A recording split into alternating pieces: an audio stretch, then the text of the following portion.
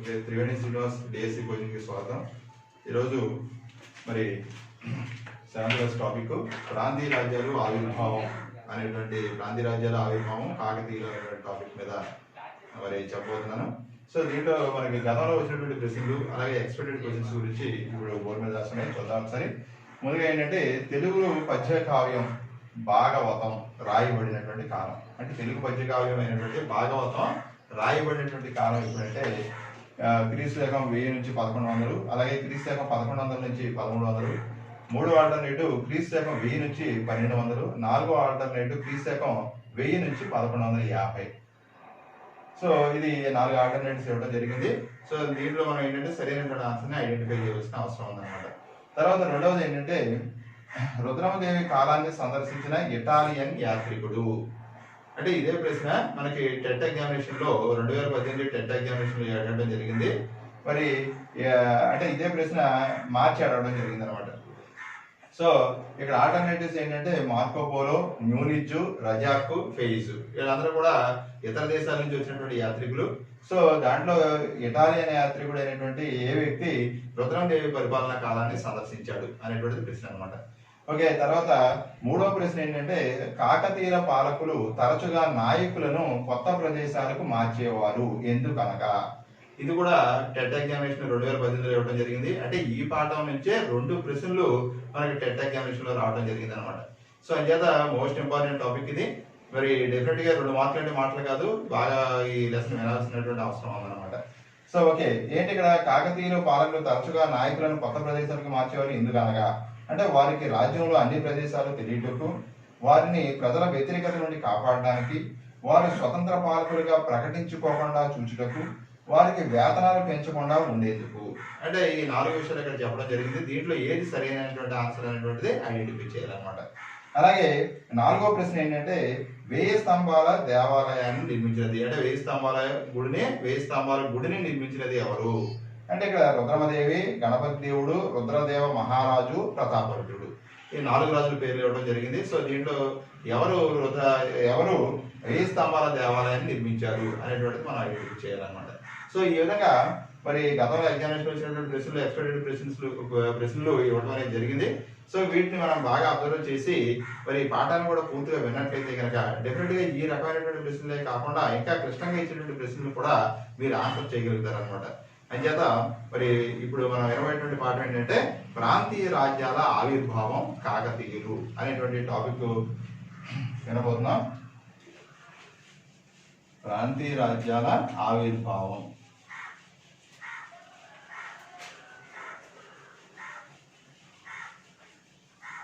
Okay, ప్రాంతీయ రాజ్యాల ఆవిర్భావం అనేటువంటి టాపిక్ ముందుగా మనకి ఏంటంటే క్రీస్తు శకం 1000వ సంవత్సరం నుండి 1350 సంవత్సరం వరకు కూడా కొన్ని రకాల కథలు ప్రాచుర్యంలో ఉండేవి అనమాట. ఏంటంటే ఉదాహరణకి 1000 నుండి 1350 సంవత్సరాల మధ్యకాలంలో చెందినటువంటి కొన్ని కథలు ఏంటంటే పల్నాటి వీరులైనటువంటి బ్రహ్మనాయుడు, బాలచంద్రుడు వంటి యోధులకు సంబంధించినటువంటి కథలు ఈ 1000వ సంవత్సరం నుంచి 1350 సంవత్సరాల మధ్యకాలంలో ప్రాచుర్యంలో ఉన్నాయన్నమాట. అంటే పల్నాటి వీర చరిత్ర శ్రీనాథుడు రచించాడు అనమాట. ఇది శ్రీనాథుడు రచించిన పల్నాటి వీర చరిత్రలో వీళ్ళ గురించి ఇవ్వబడింది. సో అలాగే ఈ పల్నాటి వీరులు అయినటువంటి బ్రహ్మనాయుడు, బాలచంద్రుడి గురించి కథలు ప్రచారంలో ఉండేవి అనమాట. అలాగే సమ్మక్క సారక్కల గిరిజన తెగల హక్కుల రక్షణ కోసం నాటి రాజులతో యుద్ధం చేసినటువంటి సంఘటనలో ఈ కాలానికి సంబంధించిగా చెప్పుకోవచ్చు అనమాట. సమ్మక్క సారక్కలు అంటే సమ్మక్క సారక్కల జాతర కూడా మనం జరుపుతున్నారు ఇప్పుడు. ఎక్కడంటే మేడారం జాతర అని చెప్తారన్నమాట. తెలంగాణలో జరుగుతున్నటువంటి జాతర ఏంటంటే మేడారం జాతర.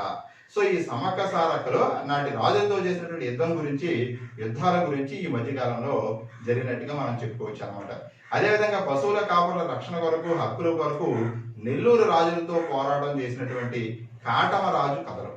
పశువుల హక్కుల రక్షణ కొరకు, అడవుల రక్షణ కొరకు నెల్లూరు రాజులతో యుద్ధం చేసినటువంటి కాటమరాజు కథలు, ఇటువంటివి కూడా ఈ 1000 సంవత్సరం అదేవిధంగా 1350 సంవత్సరాల మధ్య కాలంలో ఇవి బాగా ప్రాచుర్యంలో ఉన్నాయన్నమాట.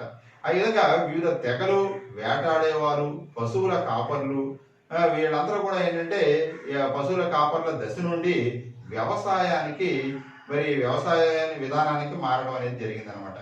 అంటే వివిధ తెగల వాళ్ళు వేటాడే స్థాయి నుంచి క్రమంగా ఒక చోట స్థిర నివాసం ఏర్పాటు చేసుకోవడం, స్థిర నివాసం ఏర్పాటు చేసుకుని వ్యవసాయానికి మారడం అనేటువంటి జరిగిందనమాట. అంతకుముందు వెళ్ళి వేటాడడం అనేది చేసేవారు, జంతువులను చంపడం, వాటిని తినడం అనేటువంటి ప్రక్రియ చేసేవారు.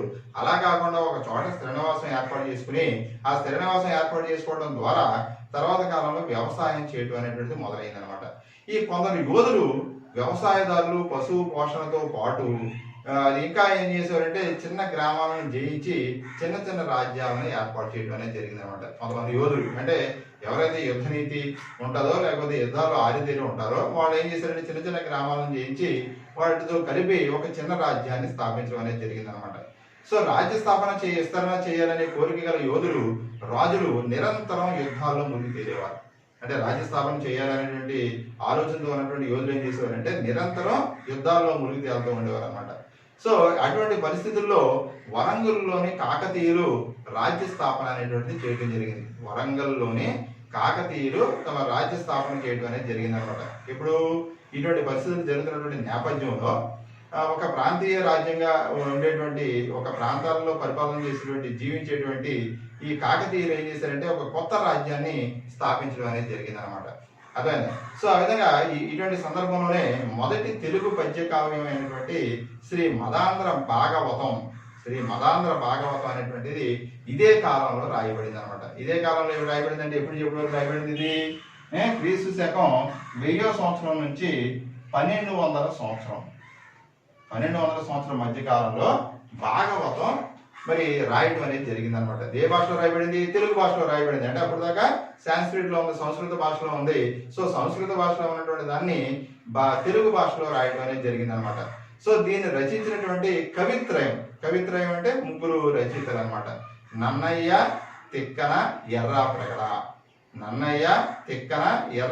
అనేటువంటి ముగ్గురు రచయితలు శ్రీ మదాంధ్ర భాగవతాన్ని వాళ్ళు మహాభారతాన్ని తెలుగులో రాయడం అనేది జరిగింది అనమాట.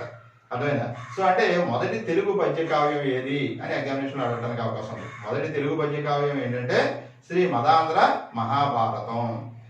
మదాంధ్ర మహాభారతాన్ని రచించినటువంటి కవులు ఎవరంటే నన్నయ్య, తిక్కన, ఎర్రాప్రగడ. ఒక్కొక్కసారి మహాభారతాన్ని తెనిగించని కవి ఎవరు అని అడగొచ్చు. అంటే నన్నయ్య, తిక్కన, ఎర్రాప్రగడ, నాలుగవది శ్రీనాథుడు అనే వచ్చు అనమాట. సో ఆ రకంగా కూడా ప్రశ్న అడగడానికి అవకాశం ఉంది మనకి. అదేవిధంగా ఈ మహాభారతాన్ని రచించినటువంటి కాలం ఏంటంటే క్రీస్తు శకం 1000వ సంవత్సరం నుంచి 1200 సంవత్సరాల కాలంలో మధ్యకాలంలో రాయబడిందని చెప్పబడింది అనమాట. అంటే ఆల్రెడీ మనకి ఎక్స్పెక్టెడ్ క్వశ్చన్స్ లో మదాంధ్ర మహాభారతం తెలుగులో రాయబడినటువంటి కాలం ఏది అని అడగడం జరిగింది.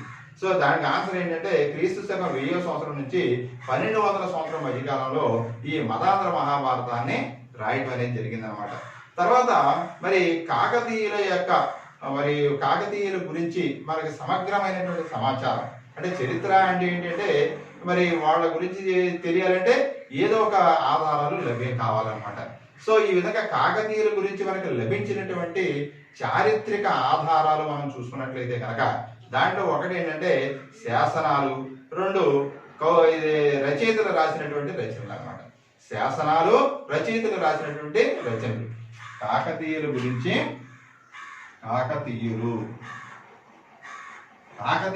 మనకి లభ్యమైనటువంటి ఆధారాలు ఏంటంటే ఒకటి శాసనాలు, రెండవది రచనలు. శాసనాలు చూసుకున్నట్లయితే కనుక ముఖ్యంగా బయ్యారం చెరువు శాసనం, అలాగే 1000 స్తంభాల గుడి దగ్గర వేయించినటువంటి శాసనం, తర్వాత నాగులపాడు శాసనం, పిల్లలమరి శాసనం, పాలంపేట శాసనం, కొండపర్తి శాసనం, భూత్పూర్ శాసనాలు. అంటే చాలా ప్లేసుల్లో ఈ కాకతీయ చక్రవర్తులు వాళ్ళ యొక్క గొప్పతనాన్ని చాటుతూ శాసనాలను వేయటం అనేది జరిగింది అనమాట. వాళ్ళ యొక్క గొప్పదనాన్ని చాటుతూ శాసనాలు వేయించడం అనేది జరిగింది. సో ఈ గొప్పదనాన్ని చాటుతూ వేయించినటువంటి శాసనాలను మనం చూసుకున్నట్లయితే కనుక బయ్యారం చెరువు శాసనం, అలాగే 1000 స్తంభాల గుడి శాసనం, తర్వాత నాగులపాడు, పిల్లలమర్రి, పాలంపేట, కొండపర్తి, భూత్పాడు అంటే భూత్పూర్ శాసనాలు ప్రధానంగా కాకతీయుల పరిపాలన గురించి, వాళ్ళు అనుసరించినటువంటి విధానాల గురించి, వాళ్ళ విజయాల గురించి ఈ శాసనాలు చెప్పడం అనేది జరిగిందనమాట. అదేవిధంగా రెండవది ఏంటంటే మరి రచనలు కూడా చూసినట్లయితే కనుక ఆనాటి కాకతీయుల యొక్క సమగ్ర చరిత్ర తెలియడానికి ఉపయోగపడినటువంటి రచనలు ఏంటంటే ముఖ్యంగా విద్యానాథుడు రాసినటువంటి ప్రతాపరుద్ర యశోభూషణం. విద్యానాథుడు రాసినటువంటి గ్రంథం ఏంటంటే విద్యానాథుడు ప్రతాపరుద్ర యశోభూషణం. ప్రతాపరుద్ర యశోభూషణం అనేటువంటి ఒక రచన విద్యానాథుడు చేయడం జరిగిందనమాట. అదే కాకుండా వినుకొండ వల్లభరాయుడు క్రీడాభిరామం. వినుకొండ వల్లభరాయుడు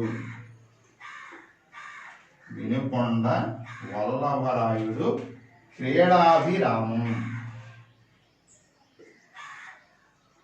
వినుకొండ వల్లభరాయుడు క్రీడాభిరామం. తర్వాత యాకామ్రనాథుడు ప్రతాపరుద్ర చరిత్ర.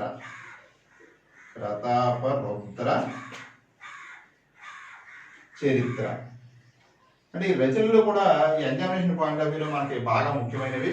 ఎందుకంటే డైరెక్ట్ గా ప్రశ్న అడగవచ్చు, విద్యానాథుడు రచించిన గ్రంథం ఏది? ప్రతాపరుద్ర యశోభూషణం. అలాగే రెండోది వినుకొండ వల్లభరాయుడు రచించినటువంటి గ్రంథం ఏంటి? క్రీడాభిరామం. అలాగే యాకామ్రనాథుడు రచించినటువంటి గ్రంథం ఏంటి? ప్రతాపరుద్ర చరిత్ర. ఈ విధంగా డైరెక్ట్ గా ఇలా ప్రశ్నలు అడగడానికి అవకాశం ఉంటుంది. అలాగే ఈ కాకతీయుల కాలంలో రచనలు చేసినటువంటి గ్రంథాలు ఏంటి అని కూడా అడగవచ్చు అన్నమాట. అంటే కాకతీయుల గురించి తెలిపినటువంటి గ్రంథాలు ఏంటి అంటే ఈ 3 గ్రంథాలు కూడా కాకతీయుల గురించి తెలిపినటువంటి గ్రంథాలు. అలాగే కాకతీయులు ఈ క్రింది వాణిలో కాకతీయుల గురించి తెలపని గ్రంథం ఏంటి అని కూడా ప్రశ్న అడగడానికి అవకాశం ఉంది. సో కాకతీయుల కాలం నుంచి తెలపని గ్రంథం ఏంటి అనేటువంటి అక్కడ వేరేది ఇవ్వచ్చు. అంటే ఇక్కడ ఇచ్చినటువంటి ఏంటి? ప్రతాపరుద్ర యశోభూషణము, క్రీడాభిరామం, ప్రతాపరుద్ర చరిత్ర, ఇంకో బుక్ ఏదో ఇవ్వచ్చు అనమాట. సో ఈ విధంగా ప్రశ్నలు అడగడానికి అవకాశం ఉంది. సో ఈ ఏరియా బాగా గుర్తుపెట్టుకోవాలన్నమాట. అంటే కాకతీయుల గురించి మనకి సమగ్రంగా తెలియడానికి ఉపయోగపడేటువంటి విషయాలు 2. ఒకటి శాసనాలు, 2 రచనలు. శాసనాలు చూసుకున్నట్లయితే కనుక బయ్యారం చెరువు శాసనము, 1000 స్తంభాల గుడి శాసనము, అలాగే నాగులపాడు, పిల్లల మర్రి, తర్వాత పాలంపేట, కొండపర్తి, పూత్పు శాసనాలు ప్రధానంగా మనకి కాకతీయుల పరిపాలనా కాలం నాటి విషయాలు తెలియడానికి ఉపయోగపడుతున్నాయి అనమాట. అలాగే రచనలో చూసుకున్నట్లయితే కనుక విద్యానాథుడు ప్రతాపరుద్ర యశోభూషణం, వినుకొండ వల్లభరాయుడు క్రీడాభిరామం, యాకామ్రనాథుడు ప్రతాపరుద్ర చరిత్ర. ఇవి మనకి కాకతీయుల కాలం నాటి విషయాలు మనకి తెలుస్తున్నాయి అన్నమాట. సో కాకతీయులు మరి శాసనాలు, ఈ సాహిత్య ఆధారాలను బట్టి కాకతీయుల యొక్క మూల పురుషుడు ఎవరంటే దుర్జయుడు. కాకతీయుల యొక్క శాసనాలు, అదేవిధంగా సాహిత్య ఆధారాలను బట్టి కాకతీయుల యొక్క మూల పురుషుడు ఎవరంటే దుర్జయుడు. కాకతీయుల యొక్క మూల పురుషుడు దుర్జయుడుగా గుర్తించడం జరిగింది అనమాట. సో మరి కాకతీయుల యొక్క ఆస్థాన భాష ఏంటి? కాకతీయుల యొక్క ఆస్థాన భాష చూసినట్లయితే కనుక వాళ్ళ ఆస్థాన భాష తెలుగు. ఇది బాగా గుర్తుపెట్టుకోవాలి. ఎందుకంటే మనకి ఎగ్జామినేషన్ పాయింట్ ఆఫ్ వ్యూలో కాకతీయుల యొక్క ఆస్థాన భాష ఏది అని అడగడానికి అవకాశం ఉందన్నమాట. సో అటువంటి ప్రశ్నలు గతంలో కూడా ఎగ్జామినేషన్లు వచ్చినాయి కాబట్టి అంటే కాకతీయుల యొక్క ఆస్థాన భాష అని అనగానే మనం ఓకే తెలుగు మాట్లాడతారా లేదా సంస్కృతం పెట్టుకున్నారా అనేటువంటి కన్ఫ్యూజ్లోకి వెళ్ళే అవకాశం ఉందన్నమాట. అందుకని కాంక్రీట్ గా మనం గుర్తుపెట్టుకోవాలి, కాకతీయుల యొక్క ఆస్థాన భాష తెలుగు. సో వీరు శాసనాలను చాలా వరకు ఏం చేశారంటే తెలుగులోనే వేయించడం జరిగింది అనమాట. వీళ్ళ శాసనాలు ఏ భాషలో వేయించేవారు? తెలుగు భాషలోనే వేయించడం అనేది జరిగింది అనమాట. అందుకని వీళ్ళు తెలుగుకి అధిక ప్రాధాన్యత ఇవ్వడం వల్ల ఆంధ్ర రాజులు అని కీర్తించడం జరిగింది అనమాట. తెలుగుకి అధిక ప్రాధాన్యత ఇవ్వడం వలన కాకతీయుల్ని ఏమని పిలిచారంటే ఆంధ్ర రాజులు అని కీర్తించడం జరిగింది అనమాట. ఆంధ్ర రాజులు అని కీర్తించడం జరిగింది. ఎవరిని? కాకతీయ రాజుల్ని ఆంధ్ర రాజులుగా కీర్తించడం జరిగింది అనమాట. అంతేకాకుండా మరి తెలుగు మాట్లాడేటువంటి ప్రజలందరినీ కూడా ఒక ఏకతాటి మీదకి తీసుకొచ్చి పరిపాలన చేసినటువంటి ఘనత ఎవరికి దక్కిందంటే కాకతీయులకు దక్కిందనమాట. అంటే ముఖ్యంగా తెలంగాణ, రాయలసీమ, కోస్తా ఆంధ్ర ఈ 3 ప్రాంతాలను కలిపి పరిపాలన చేసినటువంటి తెలుగు మాట్లాడే ప్రజలందరినీ కలిపి పరిపాలన చేసినటువంటి ఘనత ఎవరికి దక్కిందంటే కాకతీయులకు దక్కిందనమాట.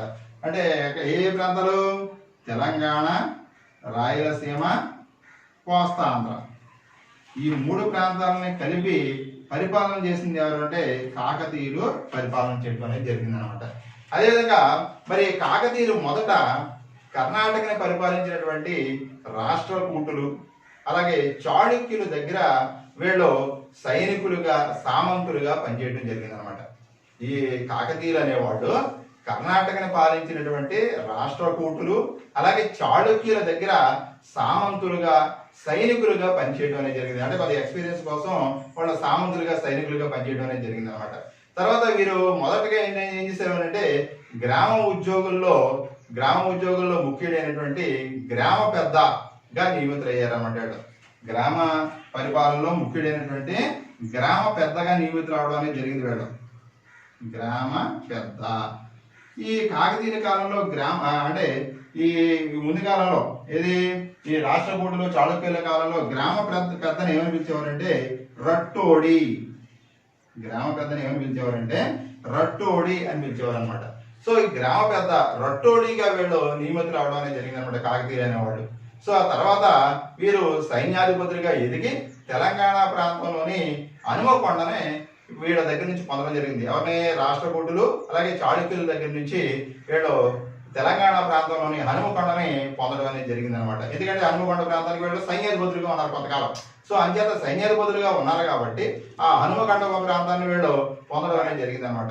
సో పశ్చిమ చాళుక్యుల యొక్క పతనాంతరం కాకతీయులు స్వతంత్ర పాలకులుగా అవతరించడం జరిగింది. అంటే పశ్చిమ చాళుక్యుల యొక్క పతనానంతరం వీళ్ళు ఏం చేశారంటే స్వతంత్ర పాలకులుగా అవతరించడం జరిగింది అనమాట. అర్థమైందా? అంటే పశ్చిమ చాళుక్యుల తర్వాత స్వతంత్రంగా వ్యవహరించిన వారు ఎవరంటే కాకతీయులు మరి స్వతంత్రంగా వ్యవహరించడం జరిగింది అనమాట. ఈ కాకతీయుల్లో మనకి ప్రముఖ రాజులు చూసుకున్నట్లయితే కనుక రెండవ ప్రోలరాజు, ఆయన తర్వాత రుద్రదేవుడు, తర్వాత రుద్రదేవుడు, తర్వాత గణపతి దేవుడు, తర్వాత రుద్రమదేవి, ప్రతాపరుద్రుడు అంటే రెండవ ప్రతాపరుద్రుడు.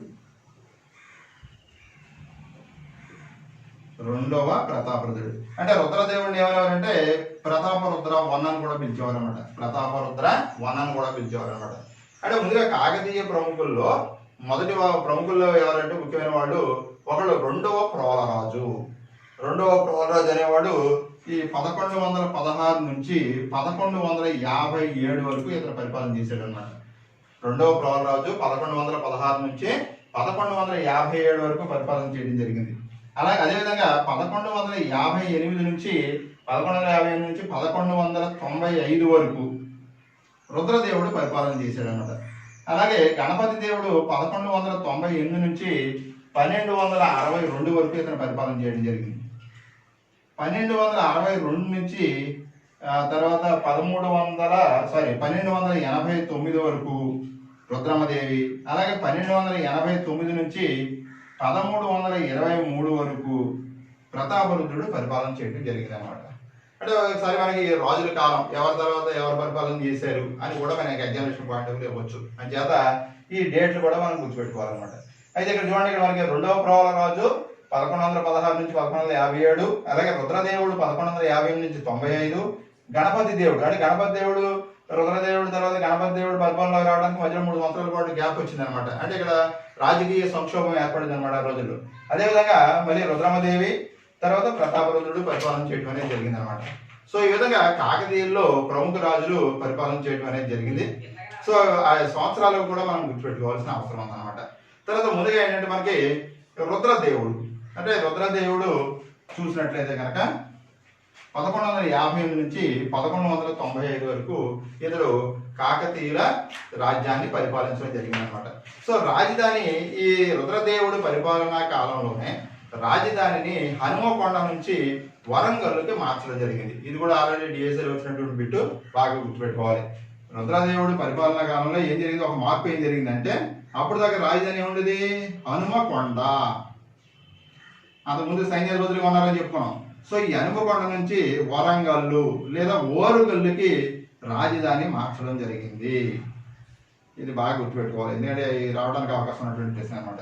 రుద్రదేవుడు పరిపాలనా కాలంలో రాజధాని హనుమకొండ నుంచి ఎక్కడికి మార్చబడింది? ఓరుగల్లు కోటకు మార్చబడింది అనమాట.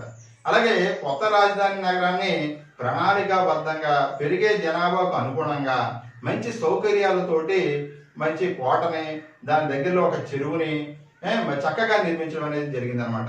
అంటే చాలా అద్భుతంగా ఈ రాజధాని నగర నిర్మాణాన్ని మరి రుద్రదేవుడు నిర్మించడం అనేది జరిగింది అనమాట. అర్థమైందా? సో తర్వాత హనుమకొండ పట్టణంలోనే 1000 స్తంభాల గుడిని నిర్మించడం అనేది జరిగింది. ఎవరు నిర్మించారు? రుద్రదేవుడు 1000 స్తంభాల గుడిని హనుమకొండలో నిర్మించాడు. గుర్తుపెట్టుకోవాలి బాగా ఇది. సో ఇక్కడ మనకి ఎక్స్పెక్టెడ్ క్వశ్చన్ లో కూడా అది 1000 స్తంభాల గుడిని నిర్మించినది అని అడిగాం. అంటే అక్కడ 1000 స్తంభాల గుడి నిర్మించింది ఎవరు? రుద్రదేవుడు అనమాట. రుద్రదేవుడు 2 పనులు మనకి స్పెసిఫిక్ గా గుర్తుపెట్టుకోవాలి. ఒకటి వరంగల్లు కోటను నిర్మించడం, 2 రాజధానిని హనుమకొండ నుంచి ఓరుగల్లుకి మార్చడం, అలాగే 1000 స్తంభాల గుడిని హనుమకొండలో నిర్మించడం. సో ఈ మూడు ప్రాజెక్టులు కూడా ఎవరు చేశారు? ఇది రుద్రదేవుడు. ఈ రుద్రదేవుడి యొక్క పరిపాలనా కాలం ఎప్పుడు? 1158 నుంచి 1195 వరకు ఇతను పరిపాలన చేయడం జరిగింది అనమాట. తర్వాత మరి ఓరుగల్లు కోట యొక్క లక్షణాలు ఎలా ఉన్నాయి అంటే, ఇతను నిర్మించినటువంటి ఓరుగల్లు యొక్క కోట యొక్క లక్షణాలు మనం చూసుకున్నట్లయితే కనుక, బయట కోట గోడ 4 ద్వారాలు కలిగి వ్యవసాయ భూములకు అనేక చెరువులకు రక్షణగా ఉండేదన్నమాట. అంటే మొత్తం కోట బయట 4 ద్వారాలు ఉండి వ్యవసాయ భూములకి అలాగే చెరువులకి రక్షణగా ఉండేదన్నమాట. ఈ కోటలోని చేతి వృత్తుల వారు మరియు బుట్టలు అల్లేటువంటి వారు కొన్ని గుడిసెలు కూడా ఉన్నాయన్నమాట. చేతి వృత్తుల వారు అయినటువంటి బుట్టలు అల్లేవాళ్ళ యొక్క గుడిసెలు కూడా ఈ కోటలోనే ఉండడం అనేది జరిగింది అనమాట. ఇది మన స్పెసిఫిక్ పాయింట్ గా గుర్తుపెట్టుకోవచ్చు. అంటే కోటలో బుట్టలు అల్లేవాళ్ళు ఎందుకుంటారు అని మనకి డౌట్ రావచ్చు అనమాట. కానీ ఎగ్జామినేషన్ పాయింట్ ఆఫ్ వ్యూ ఇది ఇంపార్టెంట్ పాయింట్ ఉంటుంది. అలాగే వీటిని దాటిన తర్వాత అంటే ఈ రహదారుల్లోంచి లోనకి వెళ్ళేటప్పుడు మొదట ఈ చేతి వృత్తుల వారి గుడిసెలు తగిలేవి. చేతి వృత్తుల వారి గుడిసెలు దాటిన తర్వాత ఏం చేసేవారంటే కందకం ఉండేదన్నమాట. కందకం అంటే ఏంటి? కోట చుట్టూరు తవ్వినటువంటి లోతైన ఒక కాలువ లాంటి ప్రదేశం అనమాట. లోతైనటువంటి ఒక కాలువ లాంటి ప్రదేశాన్ని ఏమంటామంటే కందకం అంటాం అనమాట. అంటే ఇది ఎవరైనా విదేశీయులు ఎవరైనా దాడులు చేయడానికి వచ్చినప్పుడు ఏంటంటే ఆ కందకంలో దిగి మరి కోట పైకి ఎక్కడానికి చాలా కష్టం అయిపోయింది అనమాట. ఆ విధంగా చుట్టూరు ఒక కందకాన్ని తవ్వడం అనేది జరిగింది అనమాట. ఈ కందకానికి ఆనుకుని ఒక మట్టితో కూడినటువంటి కోట గోడనే నిర్మించేవారు అనమాట. మట్టితో కూడినటువంటి కోట గోడ అంటే మట్టితోటి ఒక కోట గోడను నిర్మించడం అనేది జరిగింది. ఆ తర్వాత కోట మధ్యలో కందకానికి ఆనుకుని మళ్ళీ రాతి కోట మరొకటి నిర్మించబడింది అనమాట. అంటే ముందేం చేసేవారంటే గుడిసెల తర్వాత ఒక కందకం ఉండేది. ఆ కందకం తర్వాత మట్టి గోడ తర్వాత మళ్ళా కొద్ది ఎదరికెళ్ళిన తర్వాత మళ్ళీ ఒక కందకం అంటే తవ్వబడి ఉండేది. కందకం అంటే చెప్పాను కదా, ఒక కాలువ మాదిరిగా లోతుగా మరి ఒక చుట్టూరు తవ్వడం అనేది జరిగేది అనమాట. సో ఈ కందకానికి ఆనుకుని మళ్ళీ రాతి కోట ఉండేది అనమాట. ఉండేది. ఈ రాతి కోటలో రాజధాని నగర భవనాలు, రాజులకు సంబంధించినటువంటి అంతఃపుర నివాసాలు అనేటువంటివి ఈ రాతి కోట మధ్యలో ఉండేవి అనమాట. అదేవిధంగా రాతి కోటకి 4 దిక్కుల రహదారులు ఉండేవి. రాతి కోట నుంచి బయటికి రావడానికి 4 దిక్కులు కూడా రహదారులు ఉండేవి. మరి ఈ ఓరుగల్లు అంటే ఈ రాతి కోట మధ్యలోనే స్వయంభూ దేవాలయం అనేటువంటి ఒకటి ఉందన్నమాట.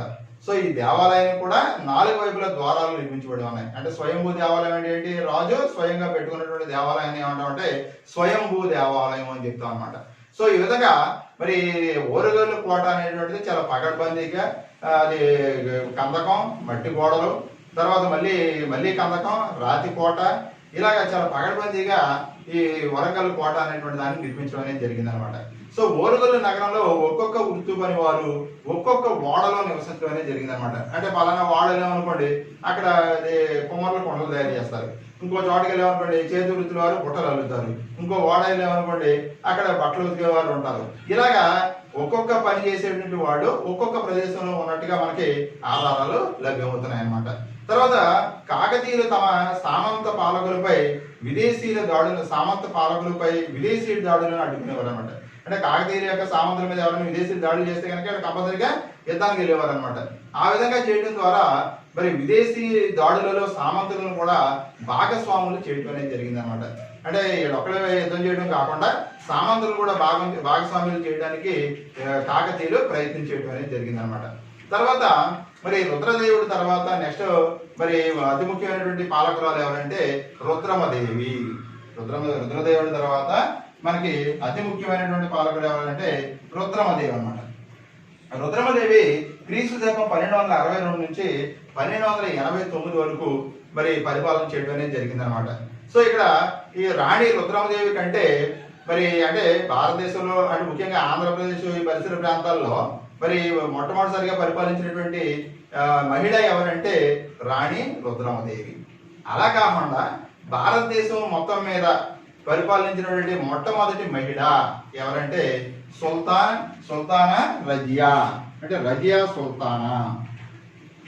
సుల్తానా అనే ఆవిడ ఢిల్లీని పరిపాలించింది అనమాట. రజియా సుల్తానా అనేటువంటి ఆవిడ ఎక్కడ పరిపాలన చేసింది? ఢిల్లీని పరిపాలించింది. భారతదేశాన్ని పరిపాలించినటువంటి మొదటి మహిళ ఎవరంటే మహిళా రాణి ఎవరంటే రజియా సుల్తానా. సో రజియా సుల్తానా తర్వాత కొద్ది కాలానికే రాణి రుద్రమదేవి ఈ ఆంధ్రప్రదేశ్ ప్రాంతంలో ముఖ్యంగా వరంగల్ని రాజధానిగా చేసుకుని కాకతీయ సామ్రాజ్యాన్ని పరిపాలించడం అనేది జరిగింది అనమాట. సో ఈ కాకతీయ సామ్రాజ్యాన్ని పరిపాలిస్తున్నటువంటి కాలంలోనే ఇటలీ దేశానికి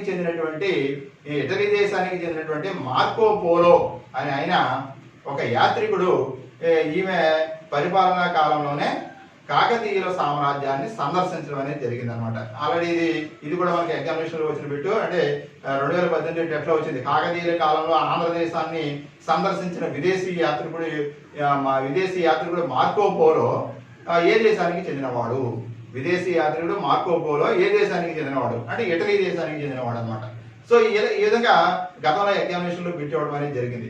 సో ఈ విధంగా మార్కో పోలో మరి రుద్రమదేవి కాలాన్ని సందర్శించడమే కాకుండా ఆవిడ యొక్క వేషధారణ గురించి కూడా అతని యొక్క రచనలో వర్ణించడం అనేది జరిగింది అనమాట. ముఖ్యంగా ఆమె పురుషుల దుస్తులు ధరించి నిర్భయంగా మరి సునాయాసంగా గుర్రాల స్వారీ చేసేదని చెప్పేసి మార్కో పోలో వ్యాఖ్యానించడం జరిగింది అనమాట. పురుష దుస్తులు ధరించి సునాయాసంగా గుర్రాల స్వారీ చేయడం అనేది జరిగింది. ఆమెను వ్యతిరేకించిన నాయకులను అణిచివేయడానికి ప్రయత్నం చేసింది అని చెప్పేసి చెప్పడం జరిగింది అనమాట. ఈమె యొక్క మనవడు ఎవరంటే రుద్రమదేవి యొక్క మనవడు ప్రతాపరుద్రుడు.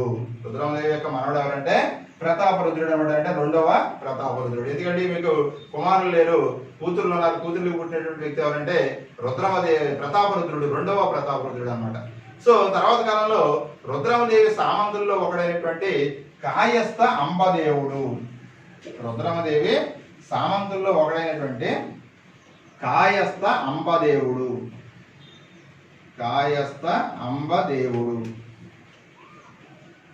అంటే సామంతుల్లో ఒకడైనటువంటి కాయస్థ అంబదేవుడికి తర్వాత రుద్రమదేవికి మధ్య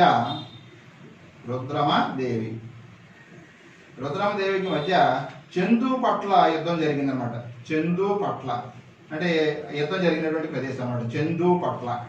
చందుపట్ల అనేటువంటి ప్రదేశంలో యుద్ధం జరగడం వల్ల ఏమైందంటే చందుపట్ల అనేటువంటి ప్రదేశంలో యుద్ధం జరగడం వల్ల ఈ యుద్ధంలో ఈ రుద్రమదేవి ప్రాణాలు కోల్పోవడం అనేది జరిగిందనమాట. సో ఆ విధంగా సామంతుల్లో ఒకడైనటువంటి కాయస్థ అంబదేవుడు తిరుగుబాటు చేసి రాణి రుద్రమదేవిని చందుపట్ల యుద్ధంలో ఓడించి ఆవిడ యొక్క ప్రాణాలను తీయడం అనేది జరిగిందనమాట. సో ఈ విధంగా మరి రుద్రమదేవి యుద్ధ రంగంలోనే అసూలు బాసడం అనేది జరిగింది. తర్వాత మరి ఏంటంటే ఇక్కడ కాకతీయుల యొక్క పరిపాలనా విధానం అనేటువంటిది ఎలా ఉంది? కాకతీయుల యొక్క పరిపాలనా విధానం మనకి ఎగ్జామినేషన్ పాయింట్ ఆఫ్ వ్యూలో చందుపట్ల యుద్ధం అనేటువంటి దాని మీద కూడా ప్రశ్న రావచ్చు అనమాట. అంటే ఎలాగా రుద్రమదేవి ఏ యుద్ధంలో మరణించింది? చందుపట్ల యుద్ధం ఎవరితో చేసింది? కాయస్థ అంబదేవుడు. సో అది మనం బాగా గుర్తుపెట్టుకోవాల్సిన విషయం అనమాట. సో ఇక్కడ కాకతీయుల నెక్స్ట్ అంశం ఏంటంటే కాకతీయుల పరిపాలనా విధానం. సో కాకతీయుల పరిపాలనా విధానంలో అతి ముఖ్యమైనది ఏంటంటే నాయంకర విధానం. కాకతీయుల పరిపాలన విధానంలో అతి ముఖ్యమైనది ఏంటంటే నాయంకర విధానం. అంటే కాకతీయుల కాలంలో నాయకులు అనేటువంటి వాళ్ళు కీలకమైనటువంటి పాత్ర పోషించడం అనేది జరిగింది అనమాట. అంటే ముఖ్యంగా రుద్రమదేవి, ప్రతాపరుద్రుడు వంటి వారు నైపుణ్యం, రాజభక్తి ఉన్నటువంటి యోధులకు ఉన్నత స్థానం కల్పించి నాయక అని పిలిపించేవారు అనమాట. ఎవరో రుద్రమదేవి, ప్రతాపరుద్రుడు లాంటి వారు ఏం చేసేవారంటే నైపుణ్యం ఉన్నటువంటి వ్యక్తులు, యోధులకు నాయిక అనేటువంటి బిరుదు ఇచ్చేవారు అనమాట. సో ఈ నాయకులకు సేవలకు ప్రతిఫలంగా వారు శిస్తు వసూలు చేసుకునే గ్రామాలను ఏమనేవారంటే నాయంకరులు అని పిలిచేవారు అనమాట. శిస్తు వసూలు చేసుకునేటువంటి ఈ నాయకులు చేసేటువంటి కృషికి శిస్తు వసూలు చేసుకునే హక్కు ఇచ్చేవారు అనమాట. శిస్తు వసూలు చేసుకునే గ్రామాలను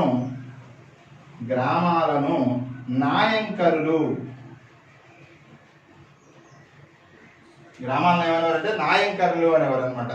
సో ఈ నాయకులు అంటే అర్థం ఏంటి? నాయకుల సేవలకు ప్రతిఫలంగా వారు శిస్తు వసూలు చేసుకునే హక్కు ఉన్నటువంటి గ్రామాలు, అది అర్థమైందా? సో వీటి నాయకులు అనేవారు అనమాట. నాయకుల విధాన నియమాలు ఎలా ఉండేవి? నాయకుల నుండి లభించే ఆదాయంతో నాయకులు నిర్దేశించిన సైన్యాన్ని రాజు కొరకు పోషించాలి. అంటే ఈ నాయకులు ఆ గ్రామీణ ప్రాంతాల్లో కొన్ని గ్రామాలను వాళ్ళకి ఇవ్వడం అనేది జరిగింది. సో అక్కడి నుంచి వసూలు చేసినటువంటి శిస్తుతోటి నాయకుల దగ్గర ఉన్నటువంటి సైన్యాన్ని పోషించాలన్నమాట. ఎందుకంటే రాజు అడిగినప్పుడు ఈ సైన్యాన్ని రాజుకి ఇవ్వాలి. అంచేత నాయకులు ఏం చేసేవారు? కొంత సైన్యాన్ని పోషించేవారు అనమాట. అది రాజు వీళ్ళకి ప్రతిఫలంగా ఇచ్చినటువంటి భూమిలో పన్ను వసూలు చేసుకుని వాళ్ళ దగ్గర ఉన్నటువంటి సైన్యాన్ని పోషించుకునేవారు అనమాట. ఇటువంటి గ్రామాలపై శిస్తు వసూలు చేసుకునే హక్కు శాశ్వతంగా ఉంచకుండా తరచుగా కొత్త ప్రదేశాలకి మార్చేవారు అనమాట.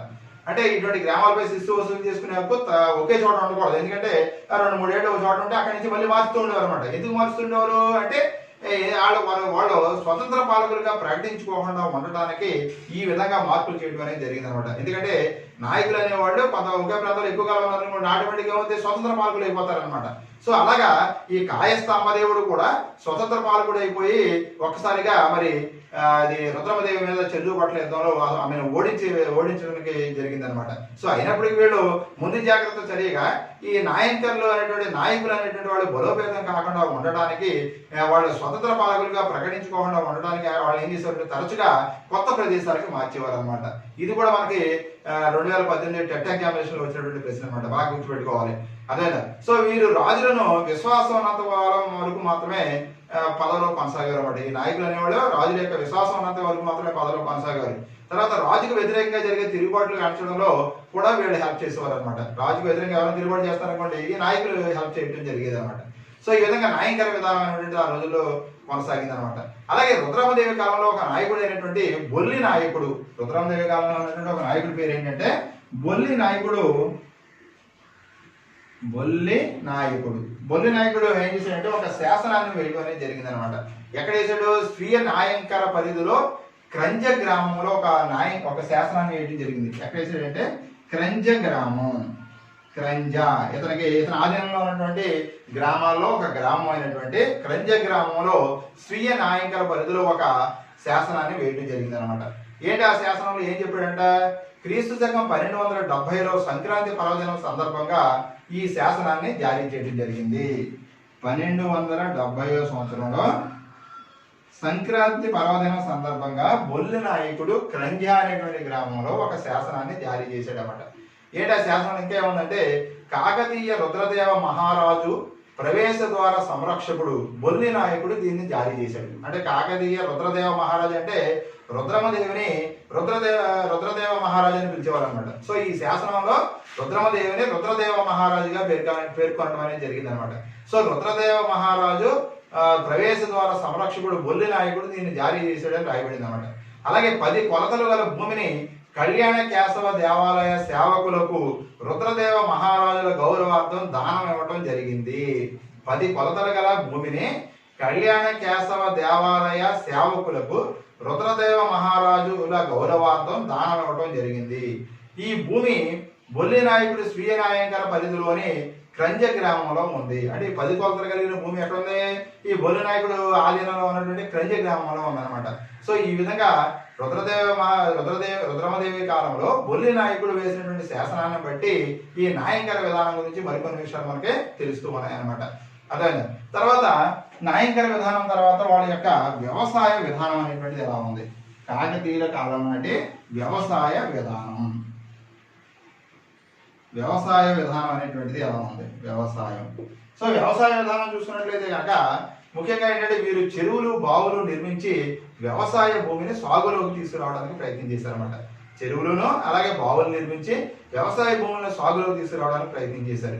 తర్వాత రాజులతో పాటు చెరువులు నిర్మించి వ్యవసాయ అభివృద్ధికి కృషి చేసిన వాళ్ళు ఎవరంటే రాజులు ఒక్కడే కాకుండా ఇంకా ఎవరంటే రాజ కుటుంబీకులు, అంటే రాజుతో సంబంధమైనటువంటి కుటుంబీకులు, అదేవిధంగా సామంతులు, ధనిక వర్గం వాళ్ళు, వ్యాపారులు, వృత్తి పనివారు, వీళ్ళంతా కూడా అనేక ప్రదేశాల్లో చెరువులు త్రవ్వి తద్వారా మరి వ్యవసాయ అభివృద్ధికి కృషి చేయడం అనేది జరిగింది అనమాట.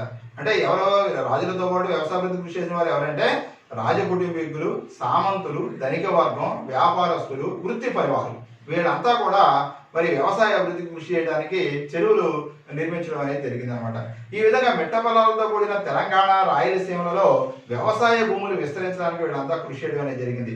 వ్యవసాయ ఉత్పత్తులు పెరిగి పన్నుల ద్వారా రాజ్యానికి ఆదాయం కూడా పెరిగింది అనమాట. సో ఈ విధమైనటువంటి వ్యవసాయ అభివృద్ధి, ఈ విధంగా కాకతీయులు వ్యవసాయ అభివృద్ధికి కృషి చేయడం అనేది జరిగింది.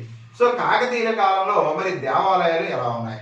కాకతీయుల కాలంలో దేవాలయాలు చూసుకున్నట్లయితే కనుక వీళ్ళు కాకతీయులు దేవాలయాలని విస్తృత స్థాయిలో నిర్మించడం అనేది జరిగింది అనమాట. రాజకుటుంబానికి చెందిన స్త్రీలు దేవాలయ భూములు, నగదు, చెరువులు, గోవులు, ఆభరణాలు, దాన ధర్మాలు చేయడం అనేది జరిగింది అనమాట. అంటే రాజకుటుంబానికి చెందినటువంటి స్త్రీలకి ఆర్థిక స్వతంత్రం ఉన్నట్లుగా మనకు తెలుస్తుంది అనమాట. ఏంటి కాకతీయుల కాలం నాటి మహిళలు వాళ్ళు ఏం చేసేవారంటే భూములు కానీ, నగదు కానీ, చెరువులు కానీ, గోవులు కానీ, ఆభరణాలు కానీ దాన ధర్మాలు చేయడం అనేది జరిగింది అనమాట. సో ఈ విధంగా స్త్రీలకు ఆస్తులు, ఆర్థిక స్వాతంత్రం ఉన్నట్లుగా మనకు అర్థమవుతుంది అనమాట. అలాగే కాకతీయుల కాలం నాటి వ్యాపారం అనేటువంటిది ఎలా ఉంది? కాకతీయుల కాలం నాటి వ్యాపారం చూసుకున్నట్లయితే కనుక వారి నాటి పాలకులు, రాజులు, సామంత నాయకులు ఎక్కువ ఆదాయాన్ని వర్తకుల మీద విధించే పన్నుల ద్వారా సమకూర్చుకునేవారు అనమాట. అంటే వర్తకుల మీద విధించేటువంటి పన్నుల ద్వారానే ఎక్కువ ఆదాయం ఆ రోజుల్లో లభ్యమయ్యేది. విదేశీ వ్యాపారం చేసే వర్తకులు ఓడరేవుల దగ్గర చెల్లించే సుంకాలు రాజ్య ఆదాయంలో అధిక భాగంగా ఉండేవి. అంటే విదేశీయులు ఎవరైనా మన దేశానికి వచ్చినప్పుడు, అంటే కాకతీయ రాజ్యానికి వచ్చినప్పుడు అక్కడ ఓడరేవుల దగ్గర చెల్లించేటువంటి సుంకాలు రాజ్యానికి ప్రధానమైనటువంటి ఆదాయ వనరుగా ఉండేదన్నమాట. గణపతి దేవుని కాలం నాటి మోటుపల్లి అభయ శాసనంలో కొంత సమాచారం ఈ విషయం గురించి ఉందన్నమాట. మోటుపల్లి అభయ శాసనం ఇచ్చింది ఎవరు? గణపతి దేవుడు. మోటుపల్లి అభయ శాసనం వేయించినది ఎవరంటే గణపతి దేవుడు. ఇక్కడ మనం ఇంకో విషయం కూడా గుర్తుపెట్టుకోవాలి. ఏంటంటే కాకతీయుల కాలం నాటి రేవు పట్టణం ఏది? కాకతీయుల కాలం నాటి రేవు పట్టణం ఏంటి? మోటుపల్లి. ఇది కూడా బాగా గుర్తుపెట్టుకోవాలి, ఎగ్జామినేషన్లో రావడానికి అవకాశం ఉన్నది. సో కాకతీయుల కాలం నాటి రేవుపట్నం ఏంటంటే మోటుపల్లి అనమాట. సో మోటుపల్లి రేవుపట్నం దగ్గర గణపతి దేవుడు ఏం చేశాడంటే ఒక అభయ శాసనాన్ని వేసాడు. ఎందుకంటే అభయ శాసనం అంటే ఈ రేవుపట్నం దగ్గర సరుకులు వస్తే అధిక పన్నులు వసూలు చేస్తారనేటువంటిది అక్కడ వర్తకుల్లో బాగా నానుడిగా ఉండేది అనమాట. అందుకని ఏం చేశారంటే అభయ శాసనం ఏం చేయడం అనమాట. ఏంటి వర్తకులకి ఈ విధంగా రక్షణ కల్పిస్తామని చెప్పేసి వాళ్ళు చెప్పడం జరిగింది. ఈ శాసనాన్ని అంటే ఏ విధంగా చేశాడంటే ఈ శాసనాన్ని గణపతి దేవుడు జారీ చేశాడు. మోటుపల్లి అభయ శాసనాన్ని ఎవరు జారీ చేశారు? గణపతి దేవుడు జారీ చేశాడు. విదేశీ వాణిజ్యం, ఖండాంతర వాణిజ్యం చేసే వర్తకులకు రక్షణ కల్పించబడింది అనమాట ఈ శాసనం ద్వారా. విదేశీ వాణిజ్యం, ఖండాంతర వాణిజ్యం చేసేటువంటి వర్తకులకు రక్షణ కల్పించబడింది. గతంలో తుఫాన్లో ఓడలు కొట్టుకుపోయినా బలవంతంగా వ్యాపారులు బంగారం, ఏనుగులు, గుర్రాలు, ఆభరణాలు సుంకాలుగా వసూలు చేసేవారు అనమాట. గుర్రాలని లేదా బంగారాన్ని, ఏనుగుల్ని, అదేవిధంగా ఇంకా ఆభరణాలను కూడా సుంకాలుగా వసూలు చేయడం అనేది జరిగింది అనమాట. సో ఇటువంటి వాటి నుండి రక్షణ కల్పిస్తూ ఈ అభయశాసనం, మోటుపల్లి అభయశాసనం వేయడం అనేది జరిగింది అనమాట. సో దీన్ని ఎందుకు వేశారంటే విదేశీ వ్యాపారాన్ని ప్రోత్సహించడానికి, పేరు ప్రతిష్టలు, పుణ్యం కొరకు కరుణతో నామమాత్రపు సుంకాలు విధించడం అనేది జరిగింది. ఇది చాలా ఇంపార్టెంట్ పాయింట్ గుర్తుపెట్టుకోవాలి మనకి. ఎందుకంటే మోటుపల్లి అభయశాసనం వేయడానికి కారణం ఏంటంటే విదేశీ వ్యాపారాన్ని ప్రోత్సహించడానికి, పేరు ప్రఖ్యాతుల కొరకు, అలాగే పుణ్యం కొరకు, అలాగే కరుణతో నామమాత్రపు సుంకాలు విధించడం అనేది జరిగింది అనమాట. అంతకుముందు అభయశాసనం వేయడానికి ముందు ఏం చేసేవారు, వర్తకులు భయపడేవారు అనమాట. మోటుపల్లి రేవుపట్నంలో చాలా విస్తృతంగా సుంకాలు వసూలు చేస్తున్నారు అనేటువంటి ఒక భయం అనేటువంటి వాళ్ళకు ఉండేది అనమాట. సో ఆ భయాన్ని పోగొట్టడానికి గణపతి దేవ చక్రవర్తి మోటుపల్లి అభయశాసనం అనేటువంటి దాన్ని వేయటం జరిగింది అనమాట. అట్లా మనం గుర్తుపెట్టుకోవాల్సింది ఏంటంటే కాకతీయుల రేవుపట్నం ఏది, మోటుపల్లి రేవుపట్నం. కాకతీయుల రేవుపట్నాన్ని సందర్శించిన ఇటాలియన్ యాత్రికుడు ఎవరు, మార్కో పోలో. అంటే ఇది ఇన్హెరెంట్ గా ఉంటాయి బిట్లు, డైరెక్ట్ గా మనకి బిట్లు ఉండకపోయినా ఇది అంతర్లీనంగా ఈ పాయింట్స్ ఉన్నాయి కాబట్టి ఈ పాయింట్లు కూడా మనం గుర్తుపెట్టుకోవాలన్నమాట. అదేవిధంగా మరి మార్కో పోలో చూసుకున్నట్లయితే కనుక, అంటే మార్కో పోలో ఏ దేశానికి చెందినవాడు, ఇటలీ దేశానికి చెందినటువంటి వాడు అనమాట. ఈ మోటుపల్లి రేవుని సందర్శించి అక్కడ సన్నని వస్త్రాలు విదేశాలకు ఎగుమతి చేయబడుతున్నాయి అనే విషయం చెప్పడం జరిగింది అనమాట. అంతేకాకుండా ఇతడు సన్నని సాలిగూడు మాదిరి వస్త్రాలు ధరించడానికి మోజుపడే విదేశీ రాజులు రాణులు గాని లేరు అని చెప్పడం జరిగింది. అంటే విదేశీ వస్త్రాలకి మోజుపడేటువంటి రాజులు కానీ రాణులు కానీ లేరు అని చెప్పేసి ఈ మార్కో పోలో ఇక్కడ చెప్పడం జరిగింది అనమాట. తర్వాత శ్రీ అహిత గజకేసరి, కాకతీయుల కాలం నాటి బంగారు నాణ్యంగా ఇతడు చెప్పడం జరిగింది. శ్రీ అహిత గజకేసరి, బాగా గుర్తుపెట్టుకోవాలి. శ్రీ అహిత గజకేసరి, కాకతీయుల కాలం నాటి బంగారు నాణ్యాన్ని ఏమని పిలుస్తామంటే శ్రీ అహిత గజకేసరి అని పిలుస్తాం అనమాట. సో శ్రీ అహిత గజకేసరి అనేటువంటిది ఒక కాకతీయుల కాలం నాటి బంగారు నాణ్యంగా మనం గుర్తుపెట్టుకోవాలి. అలాగే రామప్ప గుడి కాకతీయుల కాలానికి చెందినదే. రామప్ప గుడి కూడా ఎవరి కాలానికి చెందింది, కాకతీయుల కాలానికి చెందినది అనమాట. తర్వాత కాకతీయుల పాలన యొక్క ముగింపు ఎలా ఉంది, కాకతీయుల యొక్క పాలన ముగింపు చూసినట్లయితే కనుక మరి కాకతీయుల్లో చివరి రాజు ఎవరంటే రెండవ ప్రతాపరుద్రుడు అనమాట. సుమారు 1190 ప్రాంతంలో ఢిల్లీ కేంద్రంగా నూతన రాజ్యాలని సుల్తాన్లు అనేటువంటి వాళ్ళు స్థాపించడం జరిగింది. వీరు టర్కిస్తాన్ నుంచి వచ్చి రాజ్య స్థాపన చేయటం, వీరి శక్తివంతమైన సైన్యాన్ని ఏర్పరచుకుని ఉత్తర భారతదేశంపై దండయాత్రలు సాగించి కాకుండా దక్కన్ వైపు కూడా వీళ్ళు తమ రాజ్య ప్రస్థానాన్ని కొనసాగించారనమాట. సుల్తాన్ మహమ్మద్ బిన్ తుగ్లక్ దండయాత్ర చేసి ప్రతాపరుద్రుడిని ఓడించాడు అనమాట. అంటే సుల్తాను మహమ్మద్ బిన్ తుగ్లక్ వంశానికి చెందినటువంటి మహమ్మద్ బిన్ తుగ్లక్ అని ఆయన ఏం చేశాడంటే దక్షిణ భారతదేశానికి తన సైనికుడిని పంపించడం జరిగింది. ఎవరంటే అతని సైనికుడు మాలిక్ కాఫర్ అనమాట. మాలిక్ కాఫర్ అనేటువంటి సైనికుడిని పంపించి అక్కడ ఈ రెండవ ప్రతాపరుద్రుడిని ఓడించడం అనేది జరిగింది అనమాట. సో ఈ రెండవ ప్రతాపరుద్రుడిని ఓడించిన తర్వాత ఇతను మళ్ళీ ఢిల్లీకి తీసుకెళ్లిపోతుంటే ఈ మార్గ మధ్యంలో నర్మదా నదిలోకి దూకి ఆత్మహత్య చేసుకున్నాడని చెప్పేసి చెప్పడం జరిగింది అనమాట. సో దీంతో ఏంటంటే ఇది ఎప్పుడు జరిగింది, ఇది 1323లో జరిగింది అనమాట. అంటే రెండవ ప్రతాపరుద్రుడు నర్మదా నదిలో దూకి చనిపోవడంతో కాకతీయుల వంశ పాలన అనేటువంటిది 1323 సంవత్సరంలో అంతం పొందడం అనేది జరిగింది అనమాట. సో ఈ విధంగా కాకతీయులు మరి చాలా శక్తివంతంగా అది ఇంచుమించు 1000వ సంవత్సరం నుంచి 1323వ సంవత్సరం వరకు కూడా పరిపాలన చేయడం అనేది జరిగింది అనమాట. తర్వాత మరి కాకతీయుల పరిపాలన అయిపోయిన తర్వాత 2 కొత్త రాజ్యాలు అవతరించినాయి అనమాట.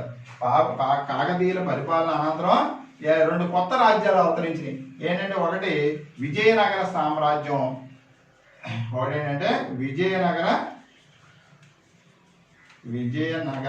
సామ్రాజ్యం. రెండవది ఏంటంటే బహుమని సామ్రాజ్యం.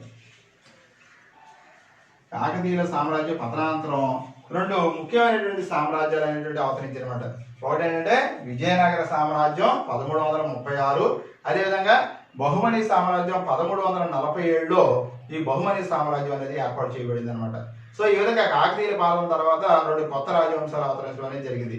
తర్వాత పల్నాటి వీరుల కళాన్ని నిరసించడం అనేటువంటి ప్రక్రియ కూడా ఈ కాలం నాటిది అనమాట. పల్నాటి వీరుల చరిత్ర క్రీస్తకం 1350 సంవత్సరంలో శ్రీనాథుడు రచించడం జరిగింది.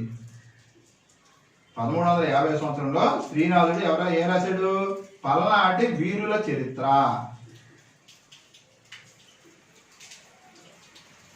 పల్నాటి వీరుల చరిత్రని శ్రీనాథుడు 1350 సంవత్సరంలో రాయడం జరిగింది అనమాట. ఇందులో ప్రధాన పాత్రధారుడు ఎవరంటే బాలచంద్రుడు. అతని అనుచర నమ్మకస్తులైనటువంటి యుద్ధ బృందంలో వారు ఎవరంటే బ్రాహ్మణులు, కమ్మరి, కంసాలి, చాకలి, అలాగే కుమ్మరి, మంగలి ఇటువంటి అన్ని కులాలకు చెందినటువంటి వ్యక్తులందరినీ కూడా ఇతడు కలుపుకుని యుద్ధంలో పార్టిసిపేట్ చేయడం అనేది జరిగిందనమాట. వీరు బాధ్యతగా అన్నదమ్ముల వలె వెలిగేవారు. ఈ యుద్ధంలో వెళ్లే ముందు బాలచంద్రుని తల్లి వీరికి ఆహారాన్ని తయారు చేసి కులాల వారీగా మట్టి, ఆకు, కంచు పాత్రలో వడ్డించడం అనేది జరిగిందనమాట. సో అర్థమైందా? అంటే ఇక్కడ పల్నాటి వీరుని చరిత్ర గురించి 1350లో శ్రీనాథుడు రచించడం అనేది జరిగింది. ఓకే, మరి ఇప్పటి వరకు మీరు ఏంటంటే ప్రాంతీయ రాజ్యాలు ఆవిర్భావం, దాంట్లో ముఖ్యంగా కాకతీయుల గురించి మీరు తెలుసుకున్నారు. సో ఈ వీడియో మీకు నచ్చినట్లయితే కనుక మరి ఖచ్చితంగా సబ్స్క్రైబ్ చేయండి, మీ ఫ్రెండ్స్కి చెప్పండి. మరి కంపల్సరీగా ఈ వీడియో మీరు విన్నట్లయితే కనుక మంచి మార్కులు పొందడానికి అవకాశం ఉంటుంది. Okay, thank you one and all. Hey.